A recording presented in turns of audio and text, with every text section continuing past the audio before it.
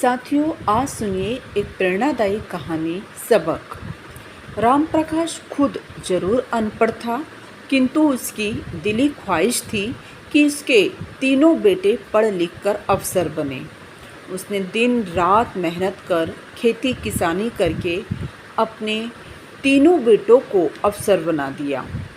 उसे बड़ा फ़क्र होता था कि उसके बेटे बड़े बड़े पद पर हैं, अफसर हैं, उनके पास गाड़ी बंगला नाम पैसा सब कुछ है। अपने दोस्तों से बड़े गर्व से कहता, देखना अब तो मैं राज करूँगा, लाल बत्ती वाली गाड़ी में घूमूंगा, देश विदेश की सैर करूँगा। कुछ दिनों से राम प्रकाश की तबीयत खराब रहने लगी। वह थका थका सा रहने लगा। उसने सोचा, तीन बेटे हैं, अब तीनों के साथ थोड़े थोड़े दिन रहूँगा। अब मुझसे यहाँ अकेले रहते नहीं बनता। यह सोचकर उसने अपने बेटों को फ़ोन लगाया। बड़े बेटे को फ़ोन लगाया, बेटा सोच रहा हूँ तुम तीनों भाइयों के साथ थोड़े थोड़े दिन रहूँ। अब मुझसे यहाँ अकेले रहते नहीं बनता। बड़े बेटे ने तुरंत बहाना करते हुए कहा, पिताजी मेरा घर बहुत छोटा है, आपको यहाँ तकलीफ़ होगी, आप यहाँ नहीं रह पाएंगे। उसने दोनों अन्य बेटों को फ़ोन लगाया। उन्होंने भी बहाना बनाकर टरका दिया। राम प्रकाश बहुत दुखी हो गया। उसने अब बेटी को फ़ोन लगाया, बेटा मेरी तबीयत अब ठीक नहीं रहती है, मुझसे अकेले रहते बनता नहीं। तेरे भाइयों की तो अपनी अपनी समस्या है, वो मुझे रख नहीं सकते। यदि तुझे कोई परेशानी न हो तो तेरे पास रहने आ जाऊं। हाँ पिताजी, मुझे कोई एतराज़ नहीं, आप आराम से मेरे पास रहना, आप आ जाओ, मैं आपकी सेवा करूंगी। राम प्रकाश बोझिल उदास मन से अपनी बेटी के पास आ गया।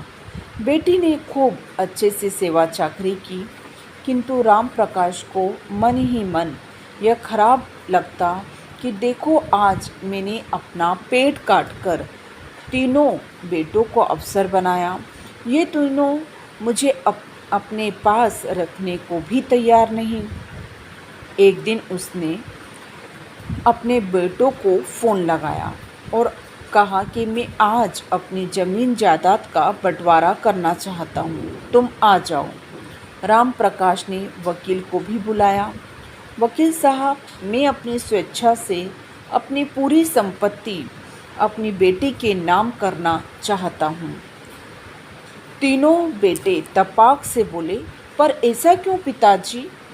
गुस्से से तमतमाते हुए राम प्रकाश ने कहा, जो बेटे अपने माँ बाप को रख नहीं सकते, उनकी सेवा नहीं कर सकते, वो पिता की संपत्ति में उसके जायदाद में हकदार भी नहीं हैं। जो कर्तव्य पूरा नहीं कर सकते, वो अधिकार की बात कौन से मुँह करते हैं?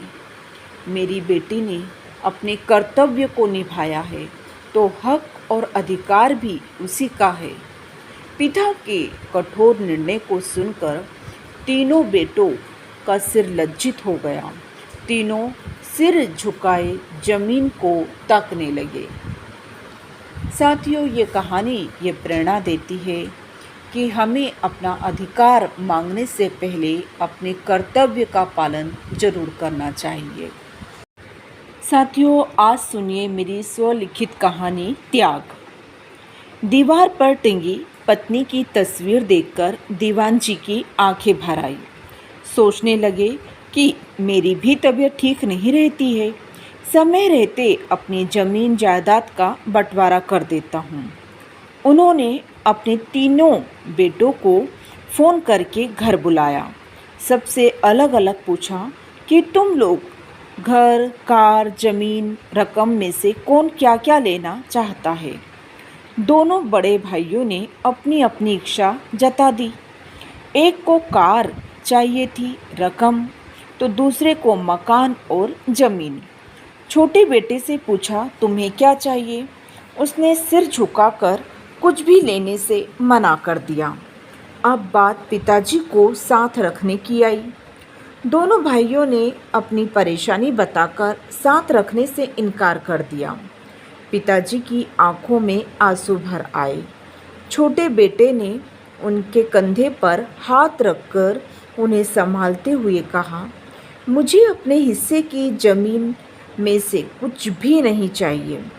मेरे लिए मेरे पिता की जायदाद महत्वपूर्ण नहीं है। मेरे लिए मेरे पिता महत्वपूर्ण हैं, वही मेरी संपत्ति है। पिताजी मेरे साथ रहेंगे। छोटे बेटे की बातें सुनकर दोनों भाइयों का सर लज्जित हो गया और पिता का सीना गर्व से चौड़ा हो गया। साथियों, ये कहानी यदि आपको अच्छी लगी हो तो प्लीज़ इसको लाइक, शेयर, कमेंट और सब्सक्राइब करना न भूलें।